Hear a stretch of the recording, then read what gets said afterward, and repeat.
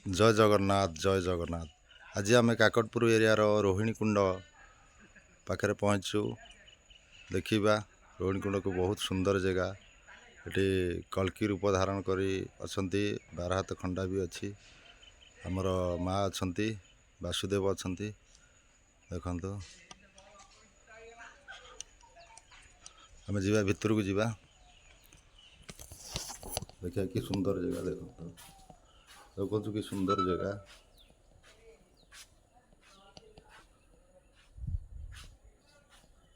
जा भितर जा देखा बाबा किसी पचार। जय जगन्नाथ बाबा। जय जगन्नाथ।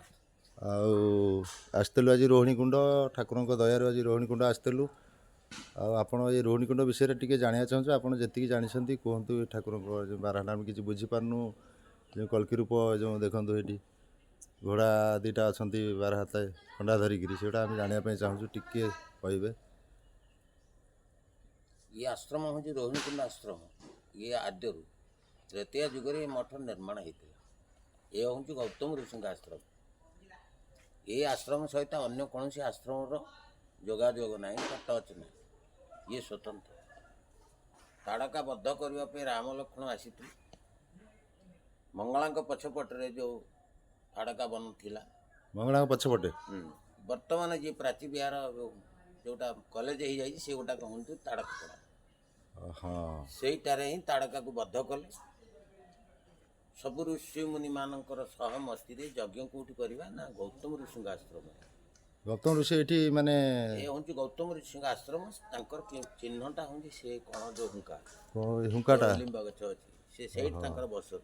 मु कहूना जहाँटा पोथी शुणी अच्युत पोथी आमे तो किसी कहीपर ना पूर्व जहाँ तृतीय जुगर कथा कौन आम से जन्म होलु कि ना चेता अच्छी। जहाँटा वर्तमान जो दर्पण बाहर अच्युतर पोथी से पोथी जीटा शुणी मुझे कथा कहूँ। अधिक कथा ना आम गुरु आश्रित वाला तापर बाबाजी धर्म नेलु वैष्णव धर्म नहीं कंटिकपुर नेलु आ मिछ कहू क्या।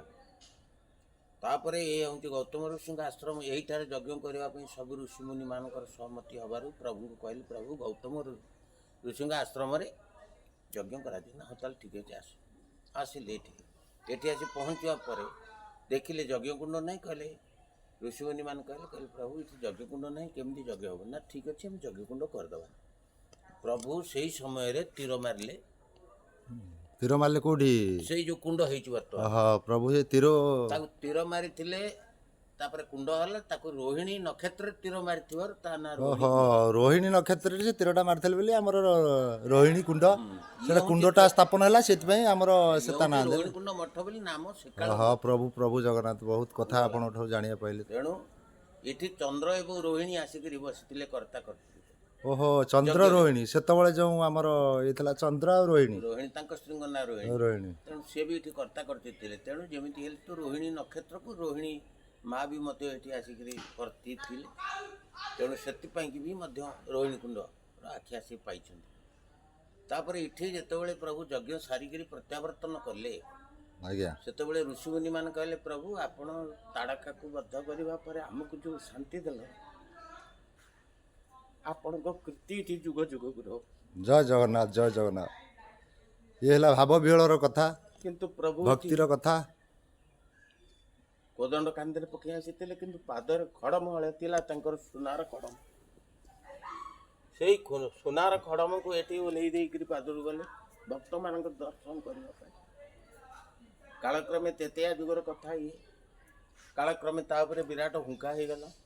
आज्ञा से हुंका भी मो देखा भितर से कौन होता कहनी मो देखा भितर विराट हुंका था। विराट हुंका था नहीं से कहि से ठाक कहि किंतु से जो विराट हुंका तापर हो गला हो जाए आम देखिबारे आम देखिबारे जो विराट हुंका हो जाए एपटा सब गछटा।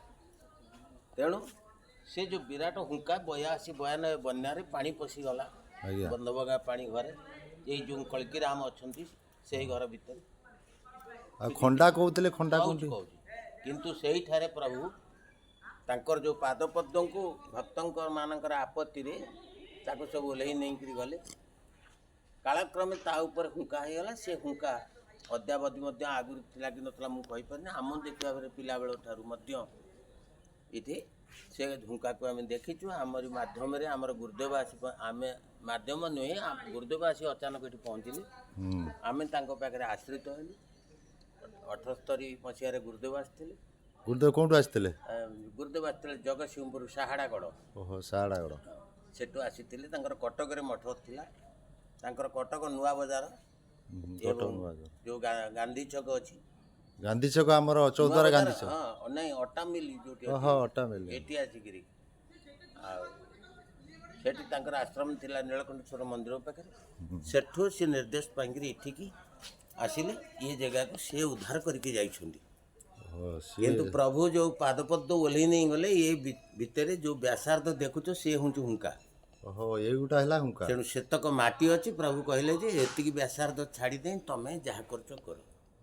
କିନ୍ତୁ ଏସବୁ କୋଠା ଅଟାଳି ହେଲା, ସେଇତକ ମାଟି ଅଛି। ଟିକେ